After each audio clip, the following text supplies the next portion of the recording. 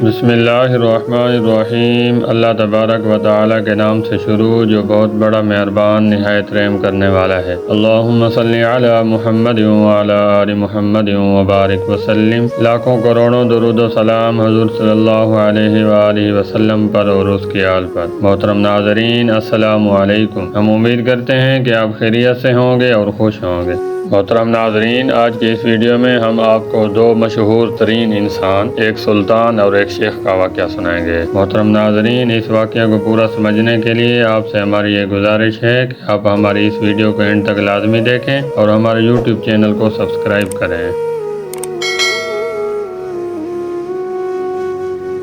محترم ناظرین، ایک بار ترکی کے سلطان سلیمان القانونی کو بتایا گیا کہ درختوں کی جڑوں میں چونٹیاں بہت زیادہ ہو گئی ہیں، تو سلطان نے ماہرین کو بلایا اور پوچھا کہ اس کا کیا حل ہے۔ محترم ناظرین، ماہرین نے بتایا کہ فلاں تیل اگر درختوں کی جڑوں پر چھڑک دیا جائے تو چیونٹیاں ختم ہو جائیں گی، مگر سلطان کی عادت تھی کہ کوئی بھی کام کرنے سے پہلے اس کے بارے میں شرعی حکم معلوم کرتے تھے، اس لیے خود چل کر ریاستی مفتی، جن کو شیخ الاسلام کہا جاتا تھا، اس کے گھر گئے، مگر شیخ گھر پر نہیں تھے، اس لیے ایک پیغام شعر میں لکھ کر ان کے لیے رکھ دیا، جس کا مفہوم یہ ہے کہ اگر درختوں میں چیونٹیاں ہو جائیں تو ان کو قتل کرنے میں کوئی حرج تو نہیں۔ محترم ناظرین، جب شیخ آیا اور پیغام دیکھا تو اس نے جواب میں لکھا کہ اگر انصاف کا ترازو قائم ہو تو چیونٹیاں صرف اپنا حق لیتی ہیں۔ شیخ نے اشارہ دیا کہ زیادہ اہم کیا ہے۔ محترم ناظرین، سلطان آسٹریلیا کے دارالحکومت ویانا کو فتح کرنے کی نیت سے جہادی سفر پر نکلے، مگر راستے میں انتقال ہو گیا تو آپ کی جسد خاکی کو واپس استنبول لایا گیا۔